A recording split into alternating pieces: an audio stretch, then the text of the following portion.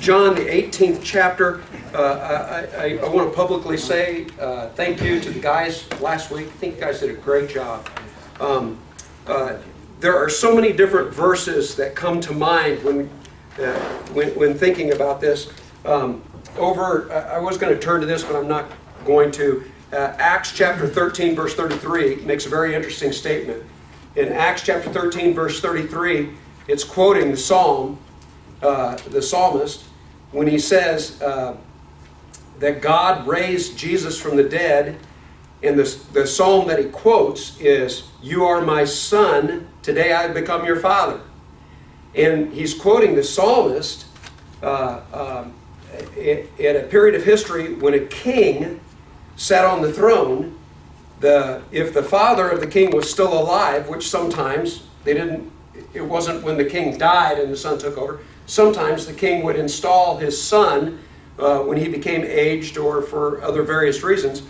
But he would take his crown and during the coronation put it on his son, and he would make this statement. He would say, "You are my son, today I become your father." Some translations, "Today I have begotten thee." And it seems a little weird to us because it's like, the son may be 30 years old. And what are you saying? Today I conceived you. Today, you were just came into this world. Because the significance is, this is the point in time that you were born for. You were conceived and you were born to sit on this throne. So the 30 years have been building up to this point in time. Well, Acts chapter 13, verse 33 takes what the psalmist says and applies it to Jesus rising from the dead. And the reason I just get chills thinking about that is we're getting to the place here where Jesus has come to the end of his ministry. So many times in the Gospel of John he said, "Time has not yet come." So what did he do? He avoided him. Time has not yet come. And so instead of staying in Jerusalem, he'd go up to Galilee or he'd go up to Perea, go to the other side of the river. But now the time has come. It's all come to the culmination of his ministry, culmination of his earthly life, central place in history. One other verse, though, that I do want to call to your mind because it's going to come into play here in the 18th chapter of John is from Isaiah chapter 53. And again, I guess I won't turn there, but if you'd write this down, it's a good cross-reference. Isaiah chapter 53, verse 7. Isaiah chapter 53, we usually refer to as the suffering servant passage. In fact, the context really starts at the end of the 52nd chapter. Isaiah chapter 52, the last few verses, all the way through, talks about him being despised and rejected. It's that classic passage. But it says he's like a sheep. In what way is this promised Messiah coming? In what way is he going to be? I mean, we've called him the Good Shepherd before, but he says he's like a sheep. In what regard? Led to the slaughter. Yeah, led to the slaughter. And what does a sheep do when it's led to the slaughter? Does it grab a hold of the post and say, "No!" Scream. No, what does a sheep do? It doesn't say a thing. As a sheep is silent, it says, so he did not open his mouth. Okay, there are some exceptions to that. We're going to get some of the things that Jesus actually says to Pilate in particular. But by and large, he remains silent throughout his trial. That's what we're leading up to here. Okay, so John chapter 18, the last thing we were talking about in the 17th chapter, Jesus is praying for. Jesus prayed for his disciples, and then the transition, instead of just saying Jesus prayed for us, I love the way he says it in verse 21. He says, my prayer is not only for them, not only for the disciples, this is back in chapter 17, verse 21. I pray also for those who will believe in me through their message. So what is the message of the apostles? It's Scripture. You can say, and you'd be accurate to say that Jesus is praying for us, his followers. I think it's more accurate to say it the way Jesus said it in his prayer. My prayer is not only for them, I pray for those who will believe in me through their message. Not everybody who claims to be a follower of Christ is really a follower of Christ. How does Jesus designate his followers? Those who pay attention to his word. It's one of the great reasons we're here tonight. We're trying to pay attention to his word.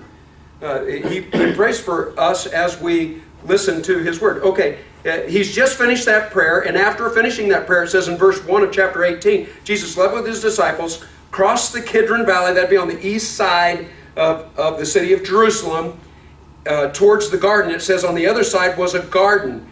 The other Gospels identify this garden for us. What's the name of the garden? Gethsemane. What does Gethsemane mean? It's just trivia, but I find it interesting.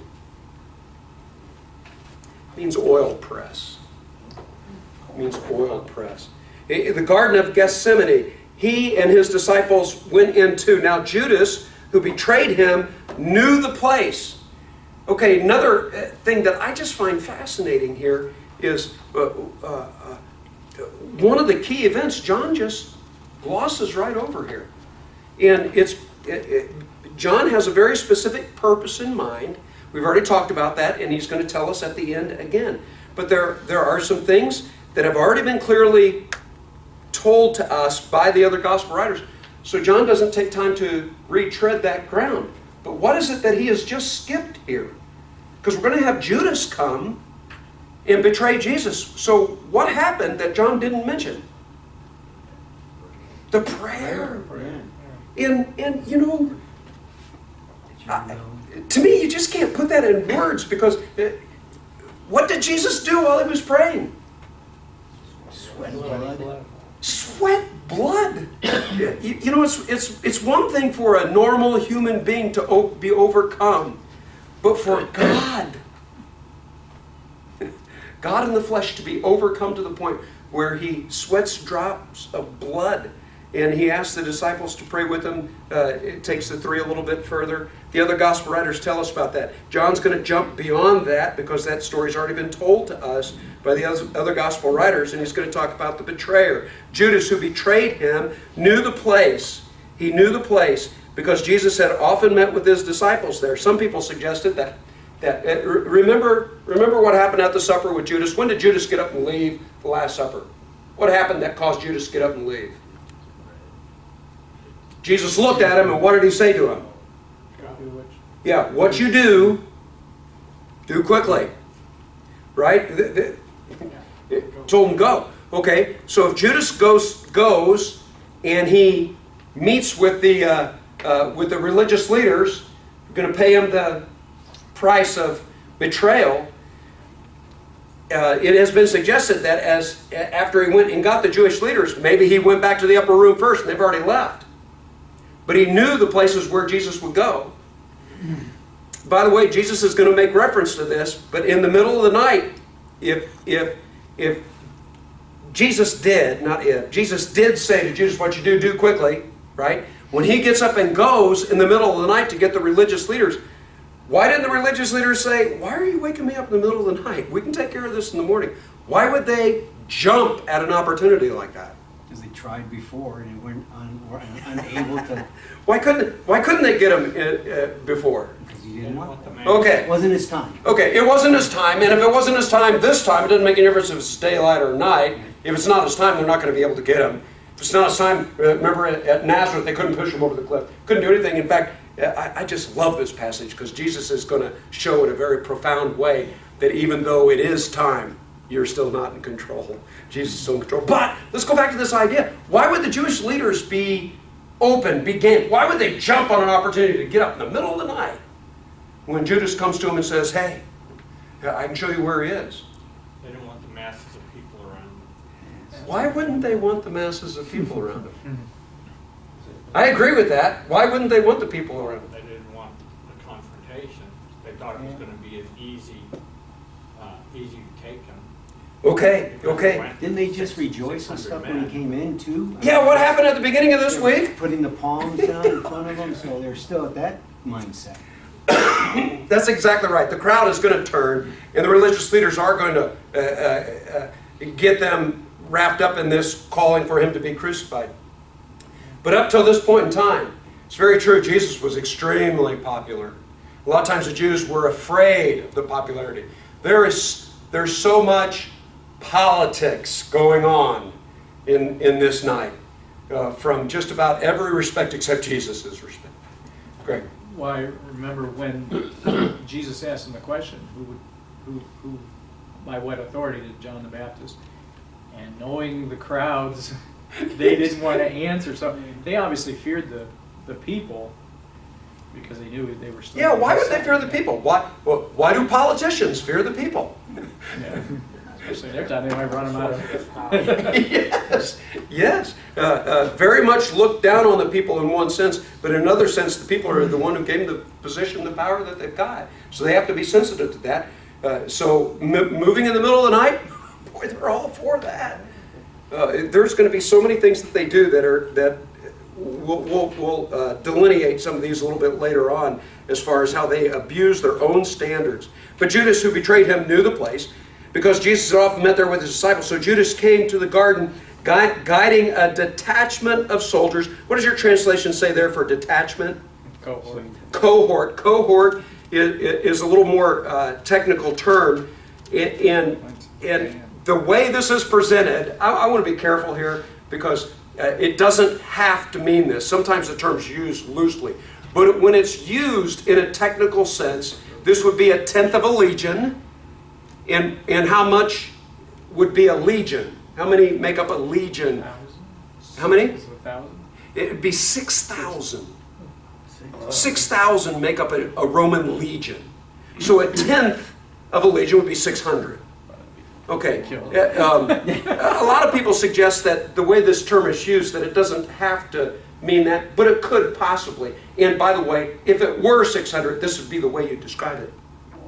Okay. Now, I'll give you my partiality here. I actually think there were 600. And I'll tell you why, because the comment you just made just a little while ago. Remember what happens back in chapter 7? In chapter 7, they send out the palace guard to take Jesus. It's around verse 32. They send him, go get Jesus. And you pick up again in verses 45 through 47, and they come back without Jesus. And they said, where's Jesus? And what do the guards say? Never heard of You've never heard anybody talk like this. But what does that mean? What does that mean? He was We tried, but we just couldn't. And you know what? I can't figure out why we couldn't. I don't have an answer for you. We were supposed to bring it back. We couldn't bring it back. Okay, so the religious leaders, they did have their security forces, but they're not going to, middle of the night now, but they're not going to just bank on their own security forces. They're going to, they're getting Rome involved here. Why would Rome be willing to participate in something like this? Especially, you've read ahead, right? You know what? You know Pilate doesn't particularly care for these religious leaders. You can sense the animosity there. But why would Rome go ahead and get involved in something like this? Because, well, I know they convinced him that he would be that he was causing a rebellion, but I think more likely they're trying to appease these religious leaders because they want to keep Pilate wants to keep peace in his. He wants to keep. Okay, I think you make two valid points there. Number one, well, what's this idea about a potential rebellion? Why would Rome be sensitive to something like that? Yeah, because Jesus is supposed to be the king. Yeah, have you seen these ancient layouts of the city of Jerusalem at Jesus' time? Right next to the temple proper, which, by the way, took up the most acreage of the entire city of Jerusalem. That was it, the temple proper area, huge section. Right next to the temple, that's where the what do you call it, the barracks and all, that's where Rome sent their soldiers, right there, right next to the wall. Why would they want to be there? Because at the time of feast, Rome had a huge presence there. Because you get a people together who are known to be contrary. Is that a word that works? They can't stand Rome being governing them, right? And Rome realizing that any kind of news that there might be an insurrection, that there might be a leader that they're afraid is going to do, who knows the particulars of what they said. In all likelihood, Rome would be involved in something like that. Okay, we're going to find something else out, though. What was it? Again, I'm going to jump ahead. We'll come back, but let's jump ahead in our mind here. Why was it when Pilate knew Jesus was innocent, right? He said he declared him innocent. Why did he go ahead and have him be crucified? because of the Jews. But what was it specifically that the Jews said to Pilate when Pilate said he's innocent? What was it that the Jews said? Nobody's king except Caesar. Yeah, you're no friend of Caesar. In other words, they were using political leverage on him to get him to do this. Okay, there are several reasons why Rome would be willing to participate in this, and it could be up to 600 men with the terms used here. To me, it just adds flavor to what's going on here. He comes with this detachment of soldiers and some officials from the chief priests and the Pharisees. They were carrying torches, lanterns, and weapons. Okay, torches because we're at the middle of the night, lanterns, right? But they also have their weapons. Okay, if we're using this in a technical sense, 600 plus, because the 600 Roman soldiers, plus you've got the guard from the chief priests and the Pharisees. If they're all coming out there, who are they coming to get? One guy. One guy. Now Judas knew there were 11 other guys following him, fishermen. Yeah. Oh yeah, we gotta have some heavy weaponry here to face these guys. Peter could not come to it. Okay, so they come out loaded for bear. Verse 4, Jesus knowing all that was going to happen to him. I think that's a significant phrase. Not just in theory, not just in essence. He knew it was going to take place. Went out and asked them. So they come, Judas leads them in the direction to the garden, but Jesus is the one who takes the initiative to go out because he knows what's going to happen, and he says, "Who is it you want?" Jesus of Nazareth, they replied. "I am he," Jesus said. And Judas the traitor was standing there with them. But by the way, I think that's kind of John's footnote to Judas was there doing what? Giving the kiss. By the way, what's the significance of the kiss? John doesn't mention this, but the other gospel writers do. They mention the kiss, but what's the significance of the kiss? Okay, it was the sign to identify him. But the significance of a kiss in that culture was what? It's a handshake. It's as though Judas says, "Hey, when we go out there, the person I go up and shake hands with." That was the significance of a kiss. So it was just a simple, everyday thing, but he was going to identify Jesus by that. So Judas is there with him. But Jesus says, I am he, and it says in verse 6, they, referring to this mob that comes out, right, 600 plus, in all likelihood, drew back and fell to the ground. Okay.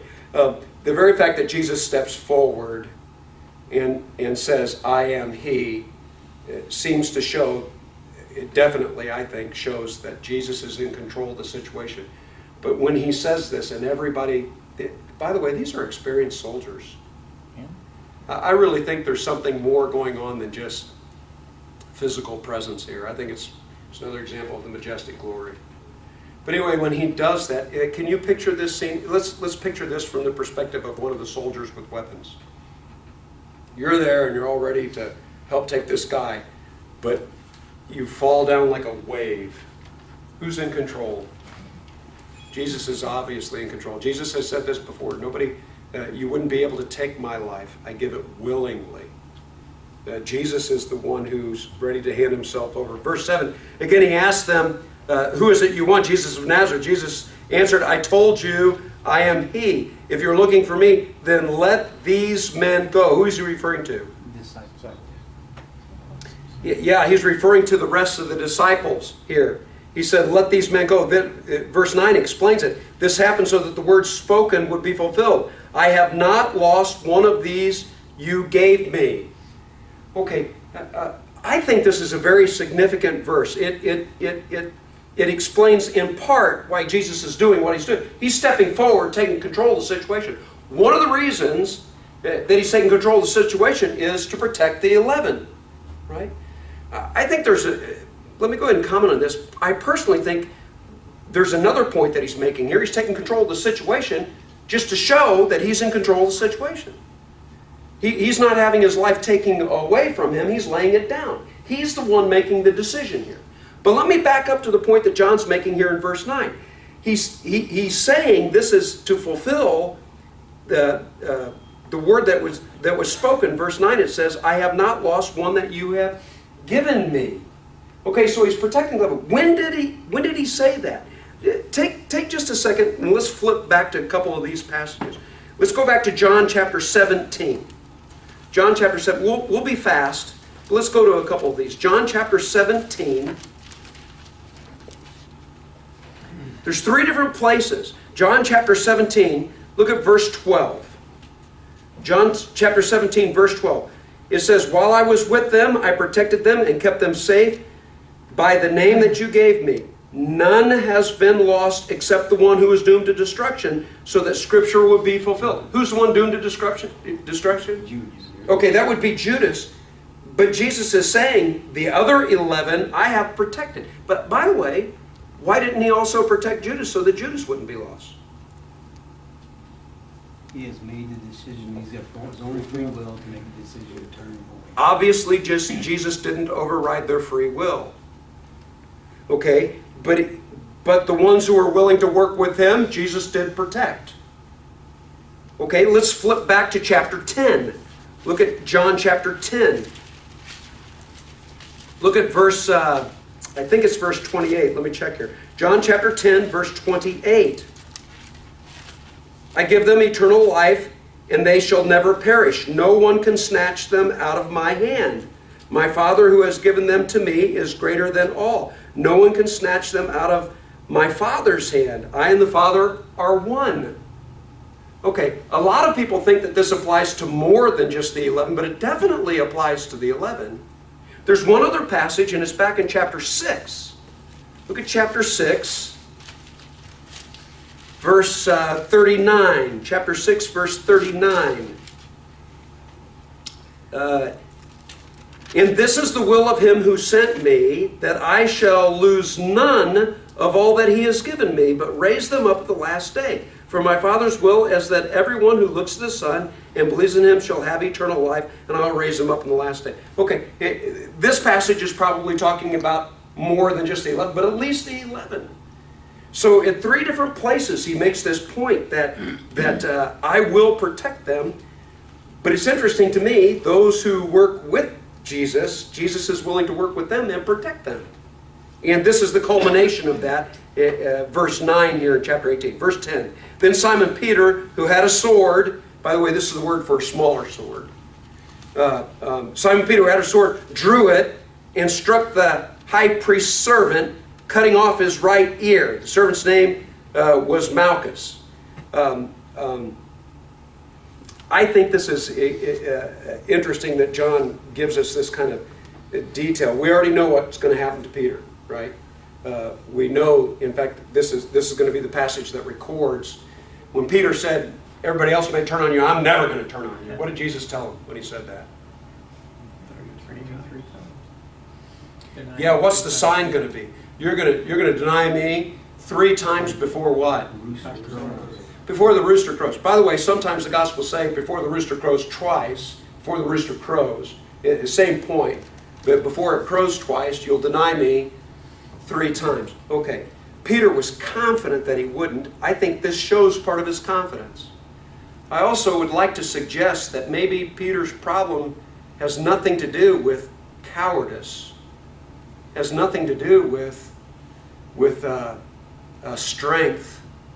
I think his issue is more of a mental disillusionment than it is a willingness to fight, because he's obviously willing to fight. In fact, can we put this in perspective here? How many's on Peter's side in this fight? How many's on the other side in this fight? 600 plus. Trained soldiers. That's a pretty brave guy to pull out his sword and start. By the way, help me out with this, but we mentioned earlier, we know how many swords they have all together. Didn't we already talk about how many swords do the disciples have all together? One?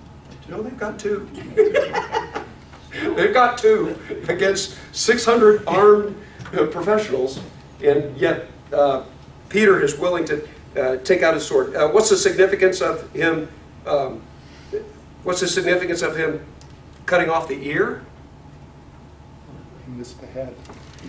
Miss that. Thank you, Roger. I think that's the obvious implication here. It's not, let me show you how good I am with this, I'm just going to cut your ear off. Probably not. It's probably because he didn't quite hit the head where he was aiming, that he went for the ear. What's the other thing that's so significant about this? And again, this might seem like a minor detail, but which ear is it? Yeah, how would you know something like that?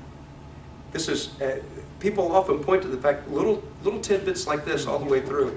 This is an eyewitness account. This is an eyewitness account. Such detail. By the way, which gospel writer is a doctor? Luke. Luke is the one who gives us the technical term for how much of the ear he cut off. Yeah. Which I find fascinating too. Anyway, he does that. It cuts off Malchus's right ear, and Jesus commanded Peter, "Put your sword away. Shall I not drink the cup the Father has given me?" Okay, Jesus has already stepped forward, making a point. He's the one in control of the situation. Well, he's in control of the situation, meaning he's going as a sheep to the slaughter. It's his very will to betray himself, to hand himself over. And so he tells Peter to put the sword away. He's going to tell Pilate in just a minute. When Pilate asks him if he's a king or not, how does Jesus respond to that? Did someone tell you that, or did you figure it out on Okay, your own? okay. But does he end up saying yes or no? You have to say, Yeah. Yes, I am. Not of this Not of world. this world. But not the kind of king you're thinking about. Okay, to get involved in a fight at this point would totally sidetrack what really needs to be focused on here. This is not a matter of physical strength. This is a matter of doing the Father's will, and that would involve laying down his life to accomplish a spiritual victory. And so, as is so often the case, even though Peter's terribly sincere, it's not what he ought to be doing. Yes? I also think this still shows you how much control of the situation Jesus has still. Yes. I mean, any other time a person cuts a person's ear off, he's probably stabbed 20 times. Yes, that's a And very good He just point. says, put your sword away and that's it, settle down. And nothing's happened. Calms it all down. That's a very good point. That's a very good point. And Mark, Yes. I think Peter picked that guy out because it was the high priest's servant, and he was paying and giving the word, "You're next." Could very well be. In all likelihood, he was a key person. Because the high priest could have just told everyone, "I forget it," figuring since they're outnumbered, let me do this, and then the high priest will think he's next and tell the troops, "Well, forget it for now." Yeah, they're going to be taking Jesus eventually to the high priest. They're going to take him to the former high priest first. So the high priest is very much going to be involved in this. And Peter probably did have some sort of strategy in his mind trying to take out a key person here. But even though he may have been very sincere and very brave, I guess that's one of the things I really want to emphasize here. I think this shows a lot of bravery. Still is wrong. It was still wrong. Jesus is not making a categoric statement, though, against swords. Romans chapter 13, God has given the sword to the government. And he expects government officials, I know government often does not live up to the standard that God has given the government. The government is supposed to use the sword against the evildoer to protect the rights of the people who do obey justice and live by the right standards. So he's not making a categoric statement here. He's just telling Peter that he's off track in what he's doing. Verse 12, then the detachment of soldiers with its commander and Jewish officials arrested Jesus. They bound him and brought him to Annas, who was the father-in-law of Caiaphas, the high priest that year. Okay, Annas would have been the high priest from AD 7 to AD 14.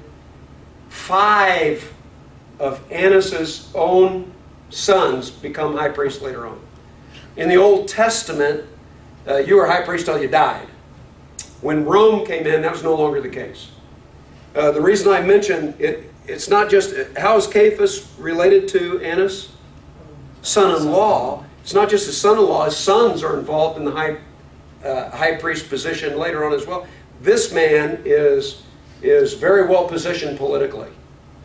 Okay, even though he fell out of regard himself with the Roman officials, and so in 14 AD he lost that position. Still, he was a key man. Oh, okay.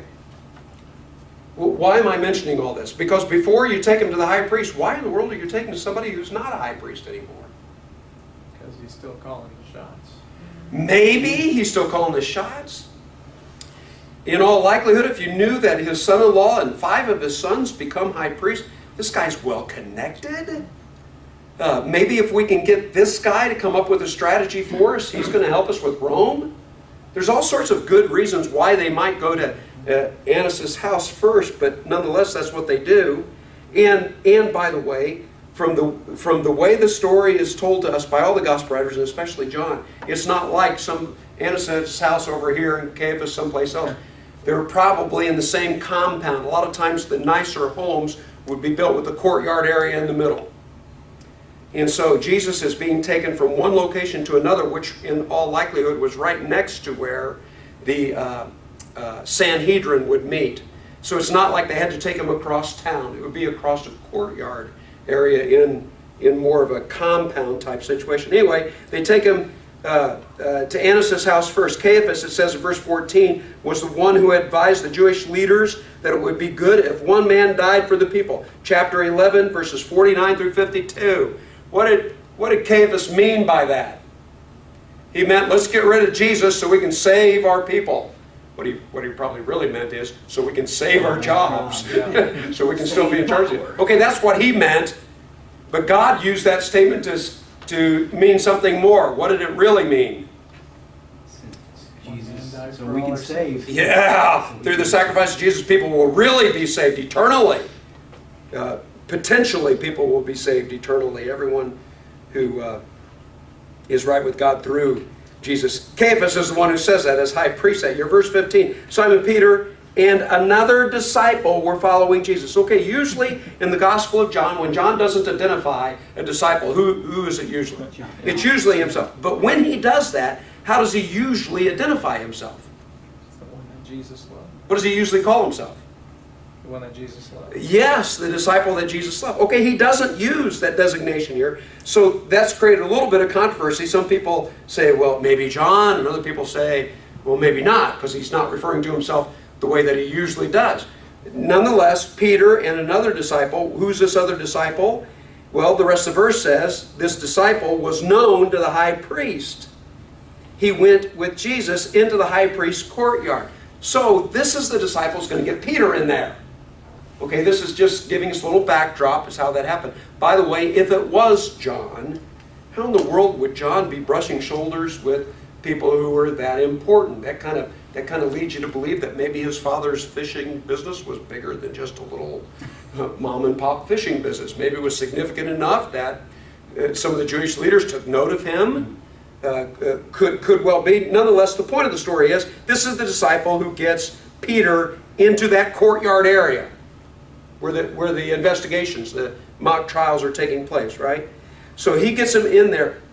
Verse 16, but Peter had to wait outside the door. The other disciple, who was known to the high priest, came back, spoke to the servant girl on duty there, and brought Peter in. There's going to be a couple girls, servant girls, women mentioned, and men, and a group of people, servants, people who are there being warmed by the fire in the courtyard. In the middle of the night, even in places that you think are not cold, sometimes in the middle of the night it can get cold. When you're in Jerusalem, it's not Denver. Denver's mile-high city. Jerusalem's half-mile-high city. Okay, so it's still got some elevation to it. And so it would definitely be cool at night. They're going to have the fire, and these people are going to be around. The reason I mention this is because several different people, in fact 3, are going to mention the fact, hey, we think we know who you are, right? Okay, verse 17. It's talking about the servant girl. Verse 17, you aren't one of the man's disciples too, are you? She asked Peter. He replied, I am not. Okay, why? some questions maybe I shouldn't even ask, but I'm going to go ahead and ask it anyway. Why is Peter denying Jesus here? The point of the story is Peter denied Jesus, thought he'd never do that, but he did. I just don't want us to be too quick in saying, well, he's scared to death. I don't think this guy's scared to death. What did he just do? Took on the Roman. When there's 600 guys there, we've got 2 swords, he's whipping one out. Okay, so I kind of think that option's off the table there. So why is he denying that he knows Jesus? He's laying low, he's just watching to see what's happening. Why do people lay low? Why do they do that? Well, he's confused. He thought Jesus was the king and was going to set up a ruling class of eternal kingdom here, and he was going to be a part of it. Very definitely disillusioned. That's exactly right. There's a lot of confusion here. In fact, Peter, we know this because the scripture points out, Peter never thought he would have done this. And I think that's why Peter pulled the knife at that time. Jesus had just said something causing all of these men to fall down, and he took it as a sign. Now's the time to start. Seize the day. Seize the day, and let's become the king. Oh, I'm glad you're here, Brian. That's good insight. That might well be what's going on. And I'm trying to, it's a little dangerous here, trying to figure out some of the things that it doesn't say. But I just want you to know that some commentators say that they think Peter was trying to be the spy. That he was trying to scope out the place. I don't know. I just feel pretty confident about the fact, though, that it wasn't out of fear. Disillusionment? Yes. Yes. At the end of the day, is he going to be regretful that he does this? Terribly regretful. In fact, that's one of the things that John is going to focus on. Anyway, he denies. He says, I am not. Verse 18. It was cold. The servants and the officials stood around the fire that they had made to keep warm. Peter was standing with them, warming himself. Meanwhile, the high priest questioned Jesus about his disciples and his teaching. I have spoken openly to the world, Jesus replied. Okay, Jesus is most of the time going to be very quiet, but there's a couple times that he's going to respond. Here's one of them. And basically his response is a non-response. Because he's being quizzed and asked about his disciples in particular and his teaching. And Jesus' response is, I don't have to answer that because my life's an open book. I've been public about everything I've said. You could easily find this out. Okay, if Jesus is saying, you're asking me something that can easily be found out, I sense a little bit here that Jesus is trying to push them to show, that's not what you're really asking. You're not really asking a question. You're just trying to trap me. So it's at this point I want to mention 5 things. Number 1, they were trying Jesus at night. That broke their law. They're not allowed to have trials at night. By the way, when did they usually have trials? When the sun was rising. Daybreak. That was the significant time for trials. They had a trial at night. Number 2, how were they able to arrest Jesus? He willingly handed himself over. Okay, but from the Jewish perspective, what did they do to find out that Jesus was in the garden? How did they do that? They bribed. Right. Bribery. That's against it. Number 3, forcing somebody on trial to testify against themselves violated their law. And yet that's what they were trying to do. Number 4, you were never allowed to sentence somebody at the same trial that the investigation was done. They want to get everything done before daybreak. And number 5, you were never supposed to beat somebody during a trial. Yeah. Okay, that's going to happen in a couple different ways. You're never supposed to beat somebody during a trial. Okay, how does that happen? Look. He answers openly that everything he's taught is public record. It's out there. I always taught in the synagogues or at the temple where all the Jews come together. I said nothing in secret. Okay, Jesus did say some things in secret, but his point here is I don't have a hidden agenda. I made it known. In fact, he made it known on several occasions. I am, all the I ams statements, right?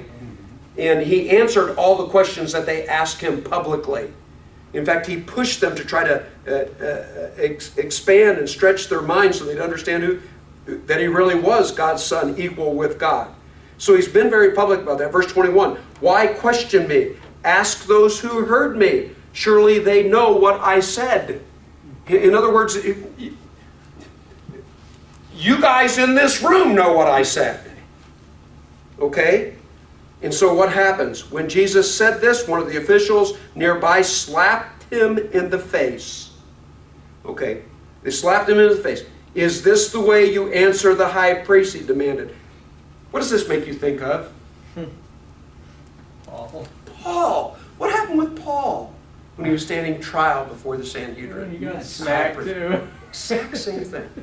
Okay. Did this official simply lean over and slap him in the face, or was there a nod on the part of the high priest and smack that guy? It makes little difference here, because it's because that he had the nerve to say something that was true and speak up. And so they slap him. Verse 23, if I said something wrong, Jesus replied, testify as to what is wrong. But if I spoke the truth, why did you strike me? These statements, although they're extremely few that Jesus makes, I think if they're willing to think about it, they're going to haunt them. They're going to haunt them.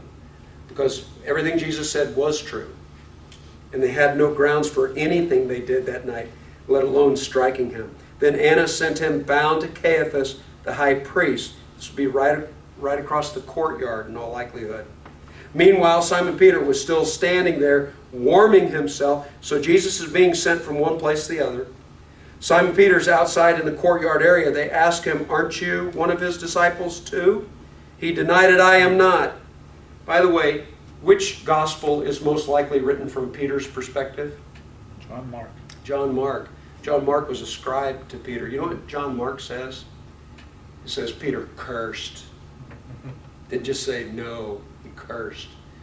Peter tells on himself a lot in the Gospel of Mark.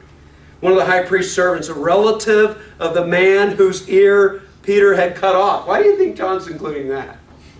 Does this hint maybe there's an axe to grind? Well, that's what I thought maybe was Peter's reason for being so quiet. Maybe, he didn't want to get maybe, because the guy cut his ear off. Right. Even though Jesus healed it, I mean. Yes, right, yes. Okay, but the relative of the man, a relative of Malchus, challenged him. Didn't I see you with him in the garden? Again, Peter denied it, and at that moment, the rooster began to crow. You know what Luke tells us, though? At that very moment, after he denies him the third time, rooster has crowed twice, Jesus, as he's been taking across the courtyard, what does Jesus do? Looks him right in the eye. Looks him right in the eye. Wow. Again, not just the religious leaders, but Peter. You ever get those looks in life? Some of those looks just cut right through you. This has got to be the ultimate look, because he had already told them what he was going to do, and here Jesus is just underlining it.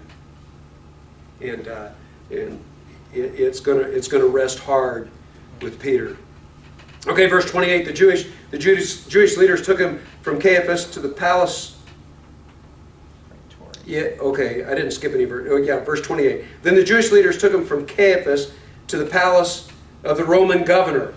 By now it was early morning, and to avoid ceremonial uncleanliness, they did not enter the palace. Okay, how many laws have they violated already? Didn't we mention just 5? I just mentioned 5. Do you remember one of the points Jesus made about them swallowing the camel and yet straining on the gnat?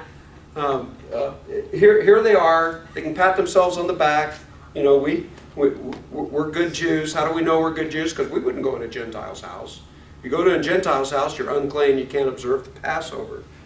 Okay, so they want to avoid the ceremonial uncleanliness. They did not enter the palace because they wanted to be able to eat the Passover. Okay, didn't Jesus already eat the Passover meal with his disciples? Yeah, what it's probably talking about is the remainder of the Passover. It's be a week-long feast. It's not over with yet. The meal that Jesus had with his disciples in all likelihood was Thursday night. the night before. This is Friday night, throughout the night. So Pilate came out to them, which, by the way, it's so easy to read so many things between the lines here. Pilate knows they have political influence. He wants to appease and deal with them. But it's obvious Pilate does not like these guys. Right? Look at what happens here. So Pilate came out and asked, out to them and asked, what charges are being brought against this man? If he were not a criminal, they replied, we would not have handed him over to you. What kind of answer is that? Lame one. Yeah. I do not listen to country music. Don't mean to offend anybody. But my wife doesn't either. But on trips, for some reason, she listens to country music. I guess it keeps her awake. And so she's always coming home saying, you wouldn't believe the lyrics to some of these country songs. And the reason this comes to mind is she told me there was a country song she listened to on one of her trips. And the main line was that, I don't know why I hate her. I'll think of a reason later. Sounds like a lyric from a country song, though. Okay, for some reason it just seems to apply here. He's guilty. We don't know what he's guilty of yet, but he's guilty. He's just guilty. We wouldn't have handed him over to you, right? You get the emotion here. Okay. If he were not guilty of a crime, we would not have handed it over to you. Verse 31, Pilate said, take him yourself and judge him by your own law. But we have no right to execute anyone, they objected. This would be a good verse to cross-reference with John chapter 8, last verse of chapter 7, the first several verses of chapter 8. Why? Because they bring Jesus a woman who's been caught in the act of adultery. Because the law says, if you're caught in the act of adultery, what's supposed to happen? Stoning. This would be a good cross-reference for that, because what they want to do is catch him on the horns of a dilemma. Either you obey the Old Testament law and stone her, but if you do, you get in trouble with Rome. So either you don't obey the law, or you get in trouble with Rome, are the two options here. Of course, Jesus did find his way out from the horns of the dilemma, as recorded there in John chapter 8. But this is the cross-reference. They're not allowed to execute somebody. Rome had taken that power away from them. By the way, what was their form of execution? They picked up stones to stone him on more than one occasion, by the way. Picked up stones to stone him, right? Okay, that's the way they would execute. How did Rome execute? Crucifixion. Through crucifixion. Why is that so significant that Rome would execute him instead of the Jews? Fulfill Scripture. In what way does it fulfill Scripture? You're right, it fulfills Scripture. A tree. Hung on a tree. Yeah. Yes, because cursed is he. He wasn't just put to death, he became a curse for us. And it's cursed to be hung on a tree. Galatians tells us that. Okay, verse 32. This took place to fulfill what Jesus has said about the kind of death that he was going to die. And by the way, I think that's a reference to the exact same thing. Verse 33, Pilate then went back inside the palace, summoned Jesus, and asked him. So he brings Jesus. He went out to talk to the religious leaders who wouldn't come in. He goes inside, realizing he's not going to be able to deal with this quickly. Brings Jesus in. Are you the king of the Jews? Is that your own idea, Jesus asked? Or did you talk, or did others talk to you about me? Am I a Jew? Pilate replied. In other words, put this in our everyday language, Jesus is saying, why are you asking? Are you a king? And Jesus wants to, well, why are you asking? And Pilate's like, I really don't care. Am I a Jew? Do I want to get involved in this sort of stuff? But he is trying to do some sort of interrogation.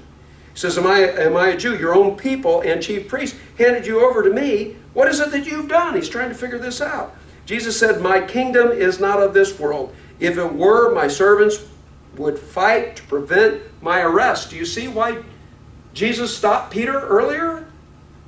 It's not that kind of a kingdom.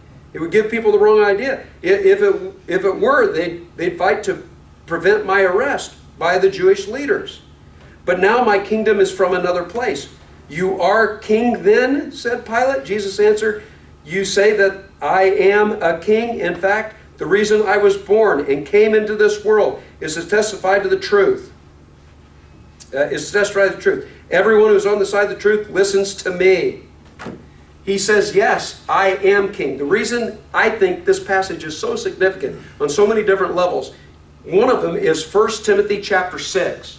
1 Timothy chapter 6, verses 12 through 14, Paul reminds Timothy of the good confession that Jesus made when he was standing in front of Pilate. That's the place where it's sometimes we call the good confession the one made in Matthew chapter 6. It is a good confession, but that's not what the Bible calls it. The Bible calls this confession the good confession. What is it? I am king.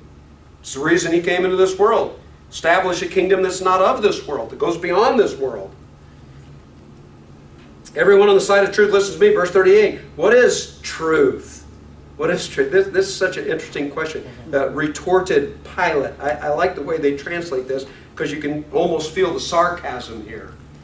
Okay, just a quick comment. Pilate's in such a position that he receives orders from guys up the line like Caesar who change the definition of truth all the time. He lives in a world where truth is a very subjective thing. It is now. So do we. So do we. Yeah. Okay. With this he went out again, and the Jews gathered there and he said, I find no basis for a charge against him. But it's your custom for me to release to you one prisoner at the time of Passover. Do you want me to release the King of the Jews? They shouted back, no, not him. Give us Barabbas. Now Barabbas had taken part in the uprising. It's been suggested, and I think probably accurately so, this really caught Pilate off guard. You know, he's trying to get out of a situation here. What's the situation he's trying to get out? He feels the pressure. He feels the pressure for Killing an innocent man. killing an innocent man, because that's what the religious leaders want to do. But he knows better. And yet at the end of the day, that's not what he's going to do. At the end of the day, well, the beginning of the 19th chapter, I've got my notes messed up here. What verse are we on? 40, the end of 40 of 18. 40, the end of the chapter. 1840. Okay. I stapled the wrong page here. Okay, what's going to happen at the beginning of the 19th chapter? This is a good place to stop, but we've got just a couple minutes, so let's go ahead and set the setting here. What's going to happen at the beginning of the 19th chapter? He knows that Jesus is innocent. By the way, what do the other Gospels tell us about Pilate's wife? She not only has a dream, she sends a message to Pilate that says what? Leave this man alone. Leave this man alone. I've suffered greatly because of a dream. Okay. In his interrogation, he realizes Jesus is innocent. His wife has had a dream. He does feel some sense of justice. You know, I can't do this to an innocent man. So he suggests, you know, it's your Passover. Let's set somebody free. That doesn't work. So what's he going to do at the beginning of the 19th chapter? He's going to order that Jesus be flogged. The reason I think this is so significant, think of Pilate in his position. Sometimes when you read through this gospel, sometimes you might feel a little bit sorry for Pilate. Maybe. Especially if you read it quickly, because it's kind of like he's getting pressure from all these sides. He knows he's innocent, but all these guys are saying, you're no friend of Caesar. You know, he feels the political pressure and everything. But when you look at this closely, he's the man. Nobody else can make this call. He can make this call. And if he's innocent, let him go. If he's guilty, crucify him. But in essence, he says, he's innocent, so let me flog him. The flogging, by the way, a lot of times people didn't survive the flogging. It was a terrible thing. What in the world is he trying to do here? It's not justice. You don't flog an innocent man. He's trying to walk that political line. Well, he's trying to appease them again. Well, maybe this will be enough, and they'll be satisfied. Let him go. At least that's the way they present it sometimes in the stories. That they do it. Yeah. And it actually sounds reasonable. Yeah, I think there's a lot of turmoil going on in his mind, but what he's allowing to influence him is not justice, and it's not what's right. It's what is going to appease the most people. In fact, when they call for Jesus to be crucified, you know how Pilate responds to that? He says, go ahead. Well, he knows they can't. He's being very sarcastic with the Jewish leaders because obviously he can feel the pressure. He can feel the pressure. We'll pick up with that next week. Any other questions or comments on the end of this? Just real quick, I did want to ask, maybe from a historical standpoint, why I've often been confused by if Barabbas was involved in an uprising, obviously against the Romans, I thought. Generally, I would think the Jews would be kind of on his side. It doesn't sound that strange to me that they would want him released. Pilate's kind of looking at it from, well, this guy's a criminal, yeah, but is he really a criminal in the eyes of the Jews or not? And so maybe I don't have the proper context of what Barabbas was all about. Yeah, actually, there's not a lot of information on Barabbas. However, Jesus was very popular at the beginning of the week. Maybe that's part of what Pilate has in mind. Here would be an opportunity for the crowds to call out for Jesus to be free. But the religious leaders have actually swayed the crowds. The 19th chapter is also going to start with the mocking, first of all, by the soldiers. And we're going to start that whole scene. John does not go into the detail of where Pilate sends Jesus away to some other official. Who's the other official? Herod. And why does he send him to Herod? Under what pretense? What does he find out about Jesus? And so he sends him to Herod. The jurisdiction. Oh, yeah, that's right where he grew up. Galilean. And you can almost feel a sigh of relief as Pilate, oh, he's a Galilean. You take care of this. You take care of this. But what happens when Jesus goes in to Herod? Herod wants to see him. Herod actually wants to see him. Why does Herod want to see him? Wants to see him perform a miracle. Yeah, I want to see one of these miracles. So what does Jesus do while he's on trial in front of Herod? Doesn't say a thing. Not a thing, not a word. Not a word. That's the point can be made powerfully all the way through, but this is a very powerful place. If Jesus had opened his mouth, he probably would have been set free. Had to have been, if the facts would have come out, but he purposefully kept his mouth closed for all this to take place. Jesus was in control even when he wasn't saying anything. So he comes back to Pilate, and Pilate has him flogged and is going to go ahead and order the crucifixion. We're going to see that at the beginning of the 19th chapter. Let's pray.